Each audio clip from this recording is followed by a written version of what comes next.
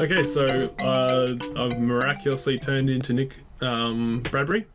Yep. Yep, I got all those tats done. In that. They are sweet tats as well. Actually, I'm Yeah. a big fan of Nick's fashion sense. He's always rocking different stuff and outrageous clothing and just outrageous decks even. Outrageous decks, yeah. Well, not in this case, but no, not in this case. In standard, he's been rocking a lot of blue-green business for the last season. What's the card? Prophet of Crufix. Prophet of Crufix is, I think, his invitational card. I've never seen him use it quite. I've never seen anyone use it quite as many times as he has. Yeah, and, I'm sure you could find it on his arm if you looked hard enough. Oh yeah, it's probably somewhere there. Hey, what happens if you tattoo your sideboard notes onto your arm? Is it outside notes? You know what? I think we might have to actually get a judge in here to decide that. I mean, like, tattoos aren't, like, disallowed, but yeah. It's interesting if they tell you to put a long sleeve shirt on or something like that. I don't know. Yeah. Cover up those tattoos. Yeah. And have a haircut. Yeah, I have no idea. That's probably committing to one deck a little bit too much. Yeah. I think at that point you could probably just remember them. Yeah. Hey, Tim would do it. Tim would? Yeah, I mean, like, he's so committed to that red green. Oh, it would be a more worthwhile investment to him than many. Yes. Despite which he has a memory good enough to not need to do it. But, yeah. This is Tim's made the final of a few events with this deck. He lost to Wilfie in like a high stakes cash tournament, which was which is the Republic of Games Laboratory National Tournament. And he came second in that to Wilfred, and Wilfred's actually been his nemesis because I think it was about 4 months on, they met again in a PTQ final. Modern? No, that was Khan's Limited. I think. I was there. Yeah, yeah, Khan's Limited, and he lost again to Wilfie in the final. He's arch nemesis, I think. Sting. Well, Wilfie's a very, very good player, so I don't think that anyone would be particularly embarrassed about losing to him. But yeah, Tim will get there at some point. Yeah, he's definitely good enough. It's a matter of time. Yep. I would love to see him and Wilfie in another final. I think Tim will be praying for anyone but Wilfie. He's going to take anyone in the country over Wilfie if he makes another PTQ final. But yeah, I mean it's been pretty interesting seeing those two square off. Yeah, Wilfie's he had a bad run in PPTQs last season. He did really well in heaps of them and just got bashed out in the last He's second placed 4 different ones. Yeah, that's a lot. I think he's taken a break from PPTQs just to calm his mind, so he probably won't see my dream matchup in the final for a while Wilfie sorts his. Yeah, I mean he's writing a thesis right now, and with many people who write a thesis, they come to understand that it occupies a large portion of your week. Yeah, and he's taking a little bit of a break from Magic and playing some Netrunner and other stuff. Yeah, so I think Tim's on the play here after finishing higher. I believe Tim Hughes finished in the top Swiss for this event. Yeah, so it's interesting because Nick conceded to me, in the last round. Yep. As just be a nice guy and let me in. There you are in the background. However, had he bashed, he'd be on the play here. He'd be on the play. Well, this is a nightmare matchup for Abzan anyway, so I'm not sure that it makes that big of a difference. The play in the draw is important, but it's important based on matchup, and it's important based on deck, and it's important based on what your hand ends up looking like, and it's really hard to pick any of those things. But in particular, I think that Tim is very happy for this to be the last match he has to play, and this works out pretty poorly.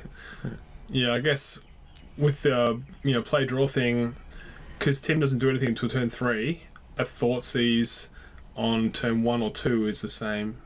Yeah, pretty much. I think in this match, if you're the person casting Tamagotchi, you probably want to Thoughtseize as late as realistically possible. Yes. Just so you can give them the greatest chance to draw of catching one of the threats. And the threats are the issue for the Abzan deck because they can put pressure on, but they really do struggle beating a Worm Coil. Yeah. Does he play Path? I think he paths. Yeah, we saw him path some mana fences in the first game. Yeah, no, he's got paths in his deck, but I mean, he's only 4 of them in the deck, so is he playing all 4? That'd be very surprising if he's playing all 4. That's another question. Yeah. He'll have 4 Erupticays, that's for sure. Nick's got some water. If you want to have some water. Ah, yes. Yeah. All right. You chat. I'm gonna grab my water bottle. All right.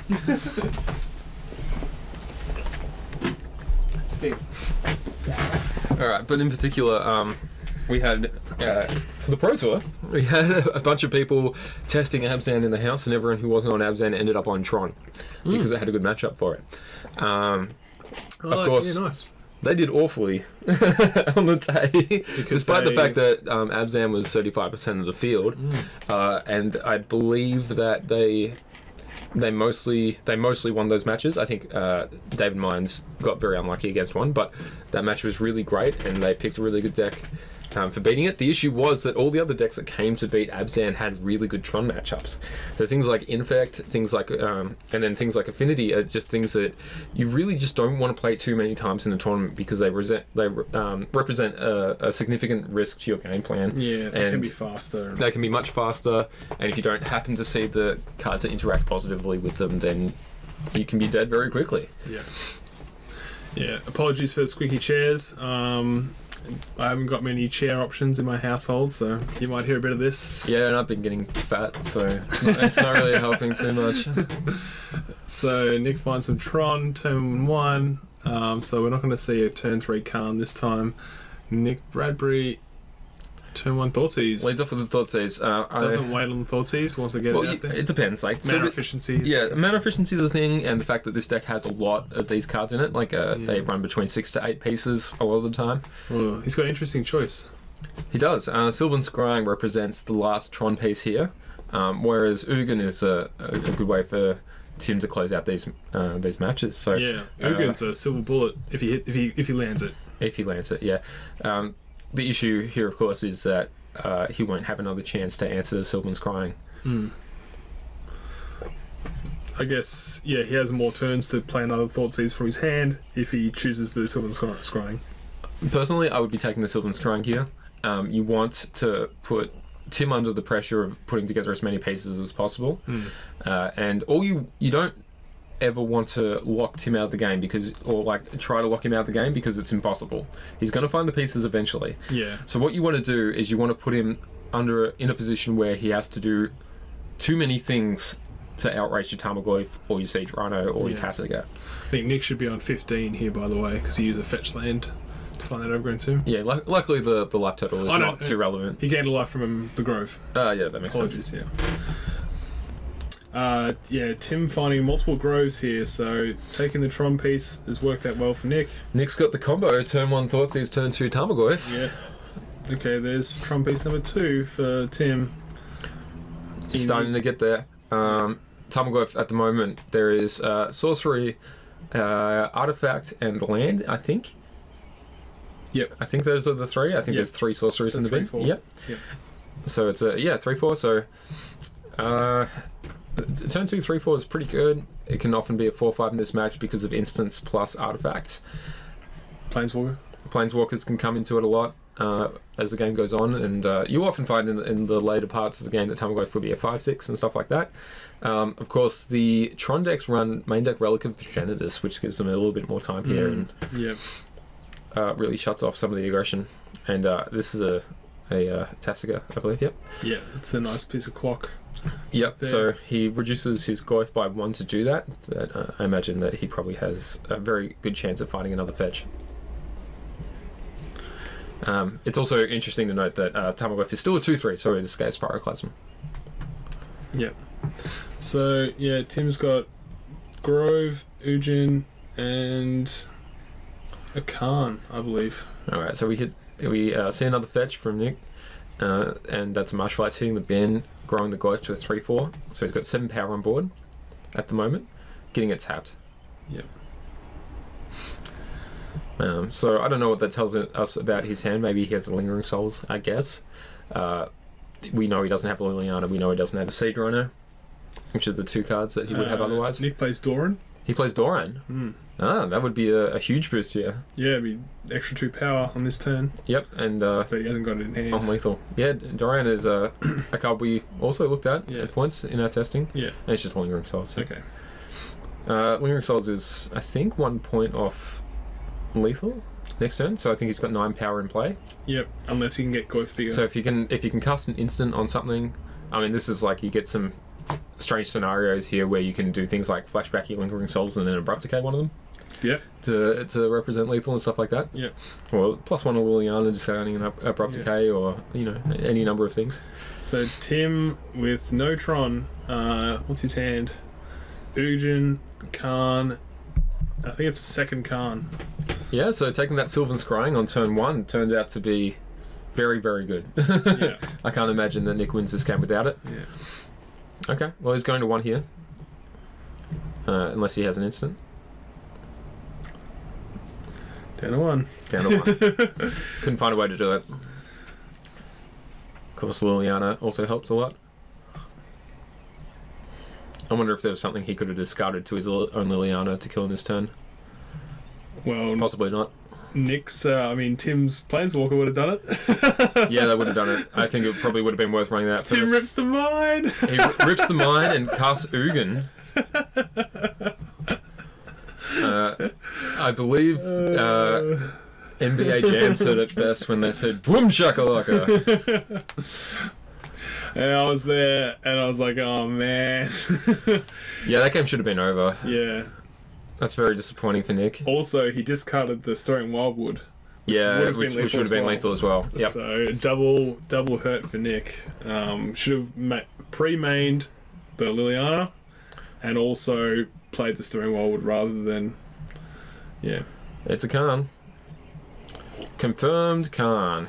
So flashing back Lingering Souls doesn't actually do anything here, which I think he's doing anyway, and he's overpaying for it as well. He seems a bit flustered at this point, but it doesn't actually do anything. It just means that he doesn't get to Ugin for a turn, which is... it saves him 3 life. Yeah, it saves him 3 life, but that's it. Yeah. Meanwhile, I imagine that Tim will begin on destroying his mana base. Wow. See the shake of the head there? Yeah. He knows he's punted a little bit. Yeah, he'll remember that one. Yeah. This will be a good game to go back and watch, I think, for him. Yeah. He'll learn a lot. Yeah, I mean, Modern is a format which really rewards having a lot of repetitions with your deck. Yeah. And these things, like, it's a small decision at the time, really. Because maybe you normally cast your Liliana post-combat. Like, you normally cast most of your spells post-combat, and it doesn't often punish you like that. Yeah. Yep. And at this point, I was all on the Nick camp before that turn. I thought he was going to win for sure. I knew what was going on. I was trying to say as little as possible. I was hoping you would get really excited, but yeah. I thought it was over for sure, but there's no way that Tim loses from here. Yeah. Yeah, I was standing there, I saw him drop it, and I totally could have got done for, representing information to the opponent, but there's no way Tim's not going to slam down the mine and then the Ugin that turn. But as soon as I saw it, I was like, what? Yeah, it's a big game. Yeah. The punish. Yeah, that's so rough. Yeah. So Nick can activate that I have Ugin this turn. Go get Emrakul. Tim can. Yep. This is game 1, so Emrakul will still be in the deck. We might get to see it this game. Taking him off his last green source rather than keeping Khan in play. Maybe he's got another one in hand. Well, it's not that relevant now that he can search up Boil Coils and all that business. Ugin allows you to search for a colourless creature card, so it can not only get Eldrazi, but it can also get things like Wormcoil Engine and even Spellskite out of the sideboard. Where is he? Big flying spaghetti monster. Blah. Blah. 1, 2, 3, 4, 5, 6, 7, 8. Irrelevant. Bam. Scoop him up, Nick.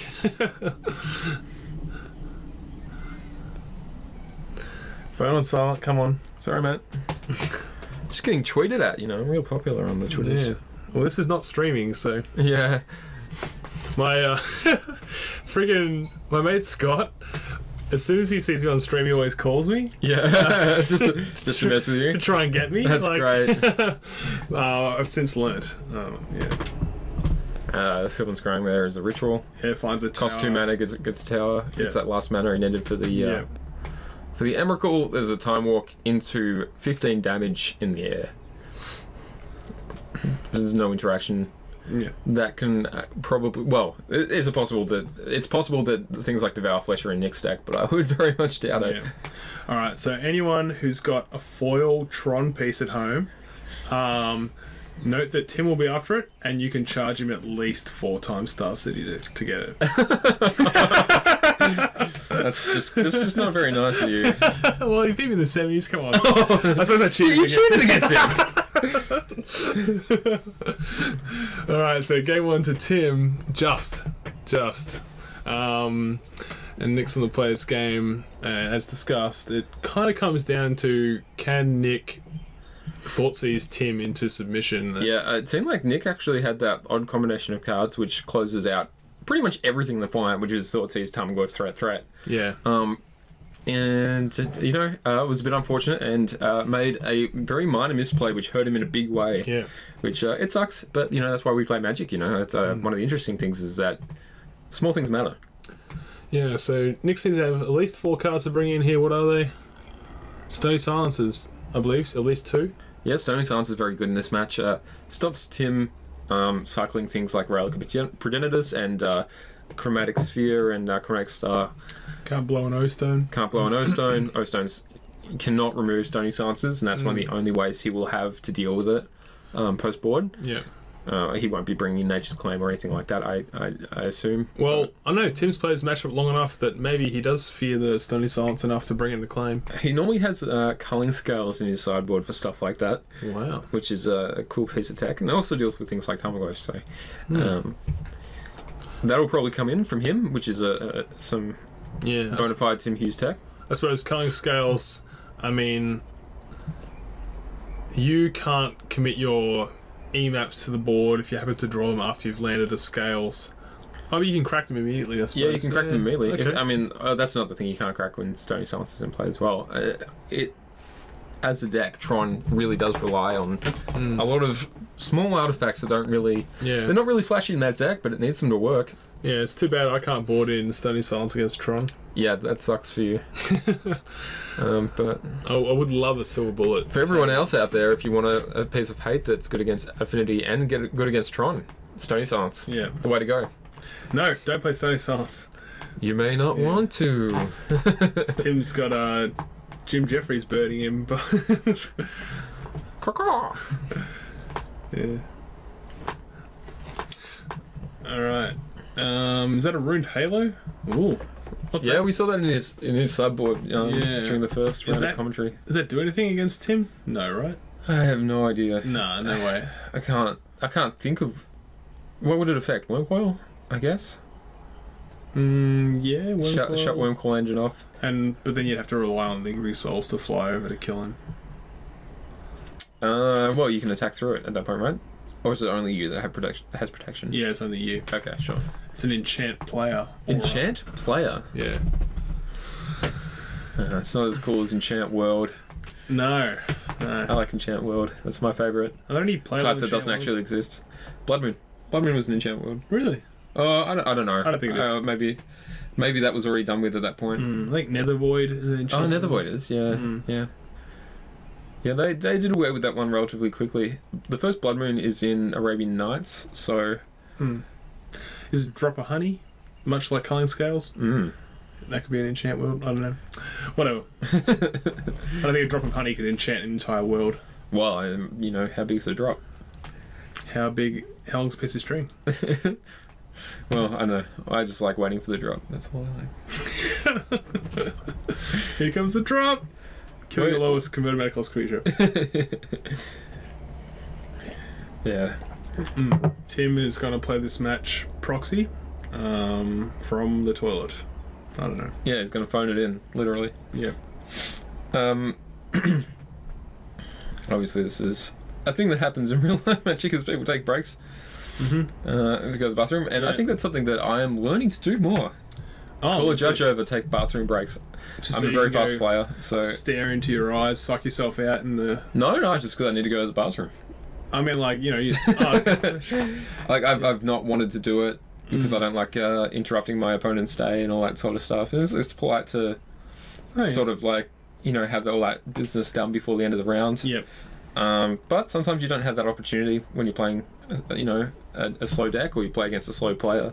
Yep. And, you know, it's a human right to go take a piss.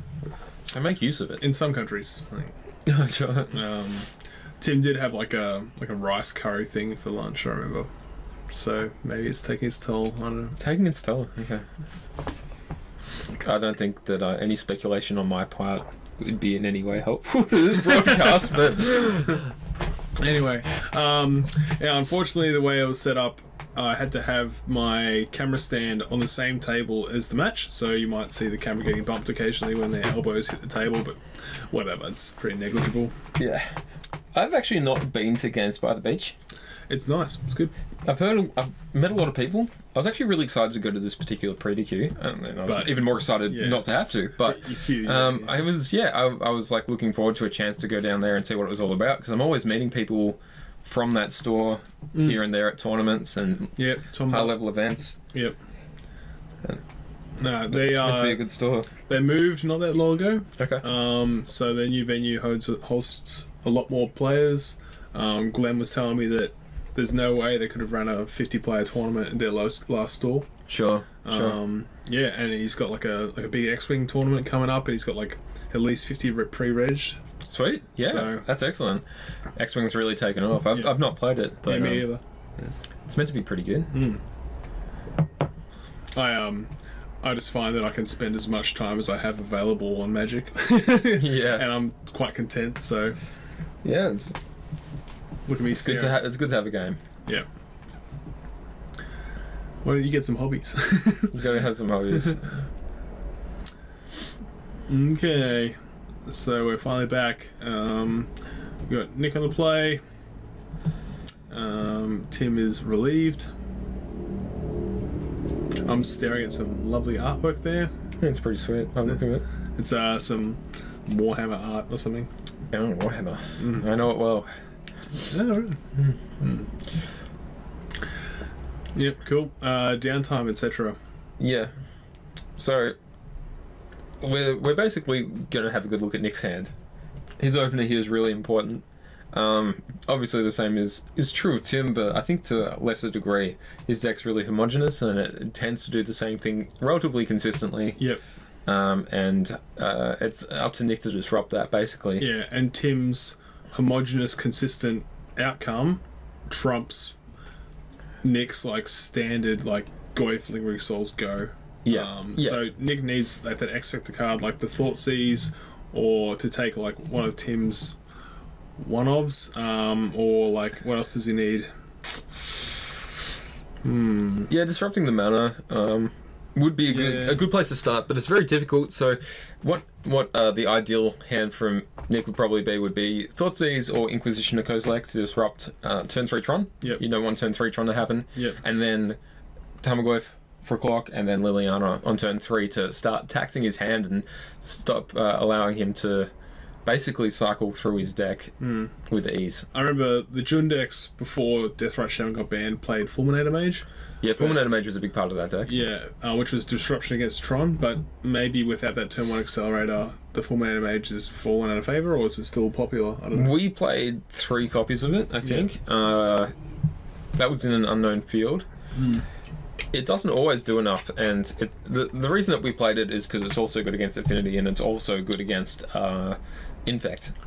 Yep. So, that deck is quite easy to disrupt in its mana base. So we ended up playing a few copies of it. Some people were happy with it, some people thought it was pretty bad. And I don't think decks these days tend to run too many of them. So I imagine that the consensus is that it's just really not as good as it used to be. Tim's going down to 6. I think his hand was a bit landlight. Sure, that makes sense. That's another positive quality of Tron, is that it mulligans quite well.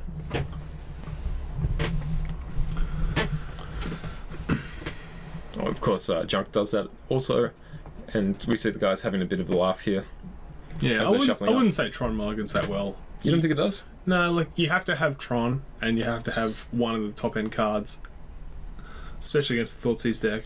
Yeah, I mean, you're putting A with B in the much of the way that a lot of the format works, you know. But at the same time, you do have a lot of ability to dig into your deck and pick up the pieces that you don't actually have. Yeah. So, I mean, I tend to find that it's not something like Storm, when it's like every time you play Storm and you mulligan, you're like, oh god. Losing a whole card is like a really big deal for me. Yeah. And it operates more like a standard deck would when it mulligans. You don't want to do it, but it's not the worst thing in the world either. Let's see how we go. Alright, I see a Doran, a Liliana, and a piece of hand disruption. Sweet. Could be a good game. Oh, a Noble Hierarch. Yeah. Early Hierarch, that's kind of good here. It's a good start. Turn 2 Liliana is... Yeah. Tim Hughes has got a Pyroclasm in hand. Yeah, I'm not sure that really matters that much, though. Does it? Like, No, well, not unless Nick leads with a...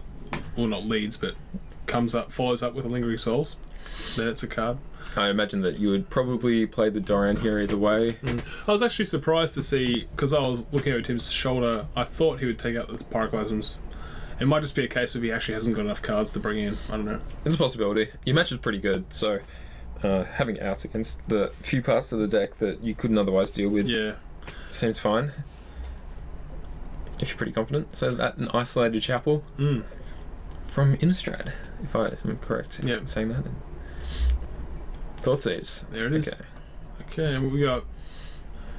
So, one top-end card, which looks pretty prime. He's got... So he's got an Ugin, a Relic of Progenitus, Sylvan Scrying, a Two Pyroclasms, another relic, and so that Tron piece is glaringly, singular in the fact that there's only one other land in that hand. Well, there's the Sylvan Scrying, so... The Sylvan Scrying represents another land, but it can get taken by the Thoughtseize here, and I imagine that's what would happen. Yeah, I agree.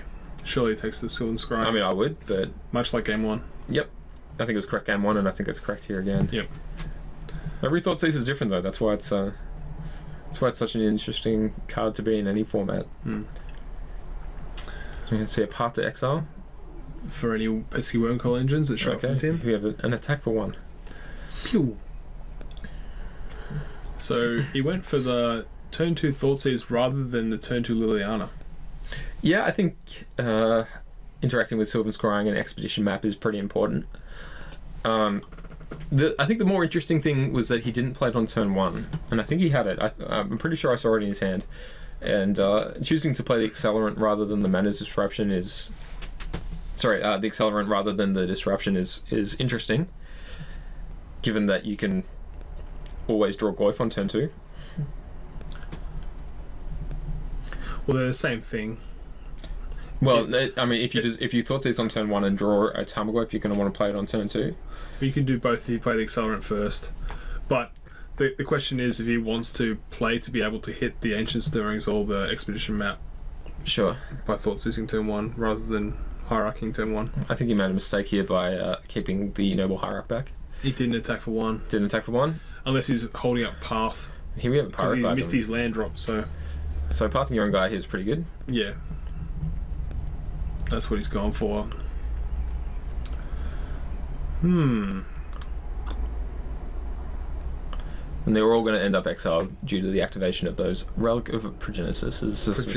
Progenitize? Progeniti? I don't know, it's a made up word. Nah, it's Relic of Progenitus. Progenitus is a real word, but it's like, I don't know, when it's a proper noun, I think that it's actually correct to put the S on, but... Alright, so I remember watching Tim's hand at this stage, and he didn't have the third land, so just dialing it back, would you play Relic and Crack, or would you play 2 Relic? It's interesting. You want to use your mana efficiently, and you also want to see more cards. So I imagine Cracking would be correct, but he didn't do it, so...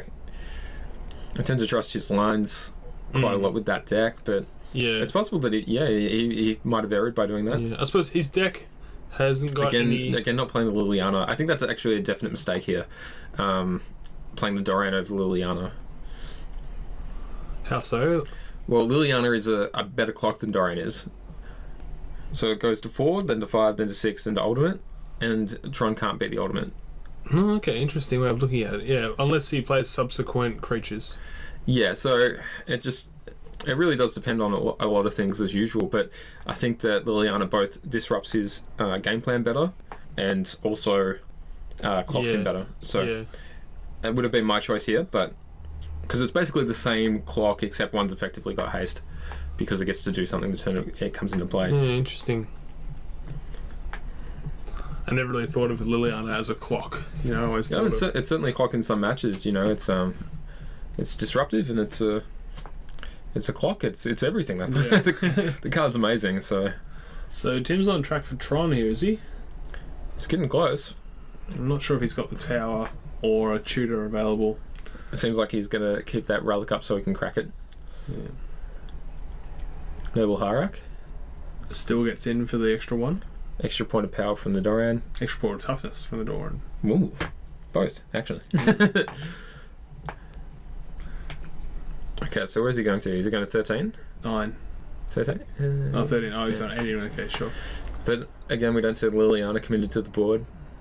Yeah, we played the Hierarch instead.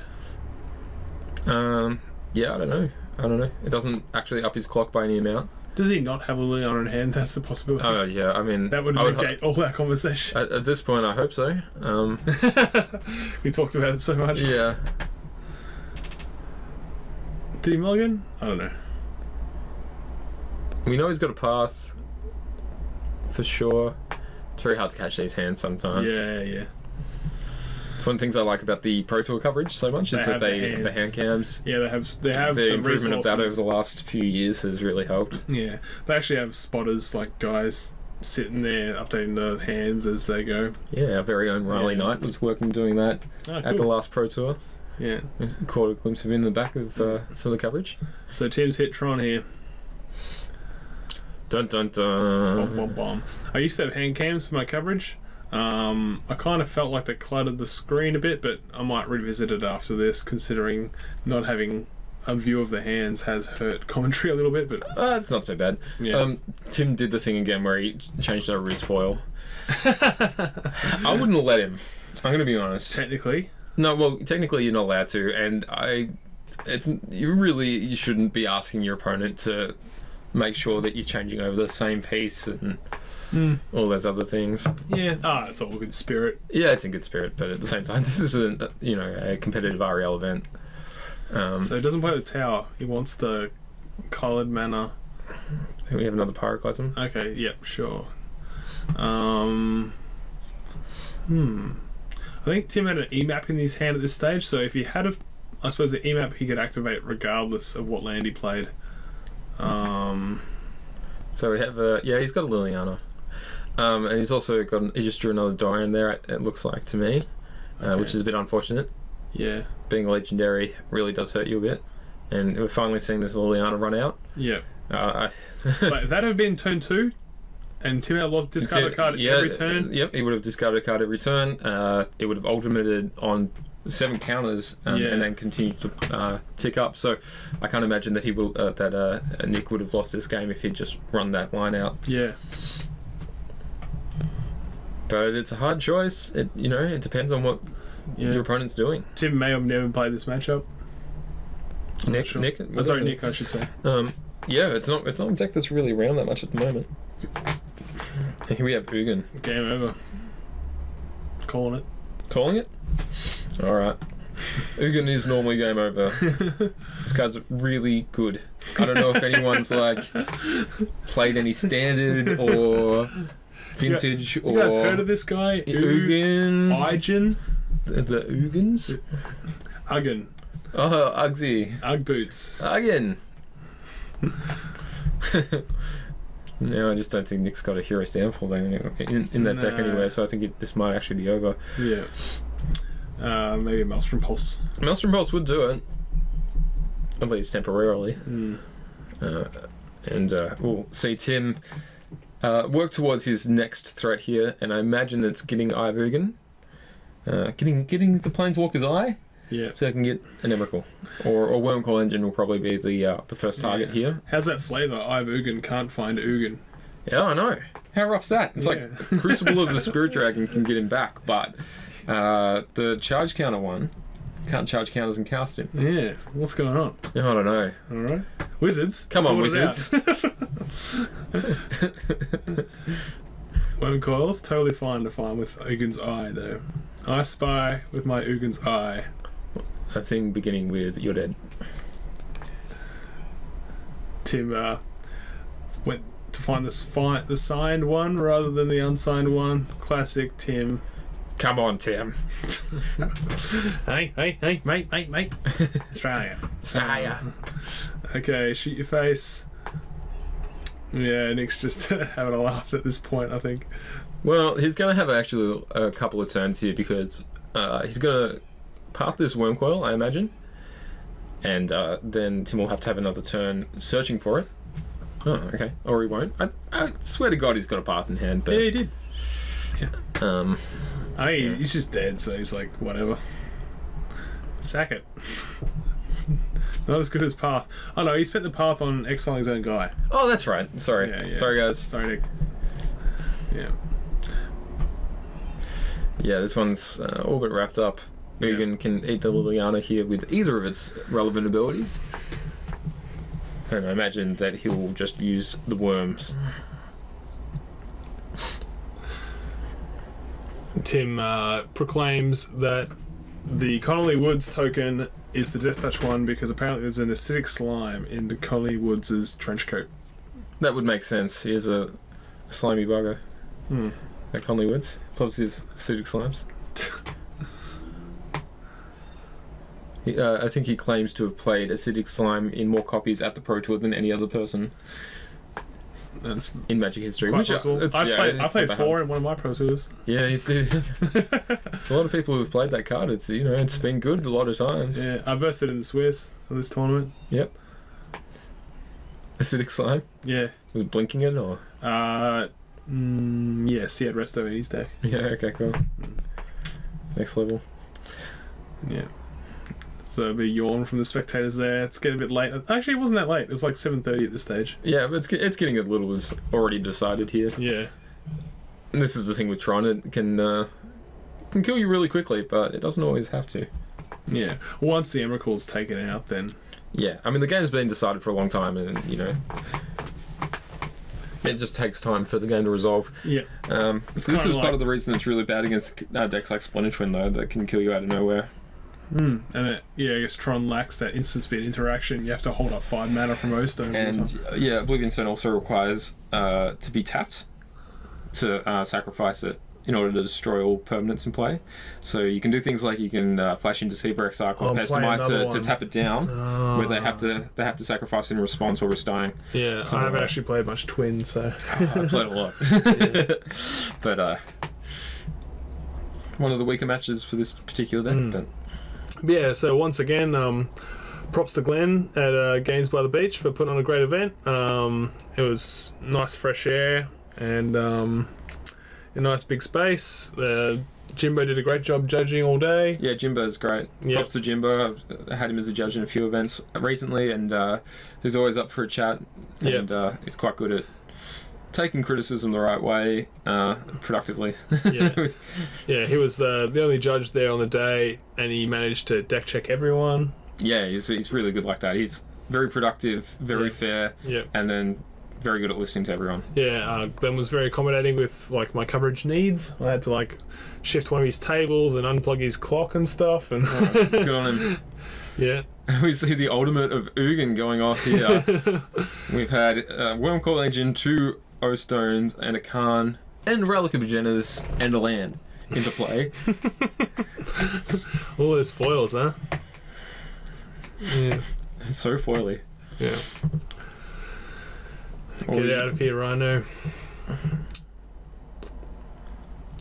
But yeah, there's still 2 PPTQs left in the season. They're both standard. For Melbourne, that is. Yeah. I'm sure there's a lot in a lot of places, but we have the most in the country out of any city, and we've almost run through all of ours. So I think the start of the next season is the last weekend in May, I think. But I could be wrong there. It might be the first week of June. We're so spoiled with PPTQs, by the way. Oh, it's gross. Yeah, I think we have like 8. Oh, we have more than that. Okay, Yeah. Adelaide's only like 2. Yeah, so there's Perth. Perth's got 2. Yeah. Sydney's got a few, but they're really struggling for judges there at the moment, so they're getting a really bad deal on, on that. So what do you think Nick's chances are right now? I'm not good enough at math to express how low of a decimal point that is. I'm sure it's to the power of something, but... Handshake, Yeah, having a laugh. There we go. Alright, congrats Tim.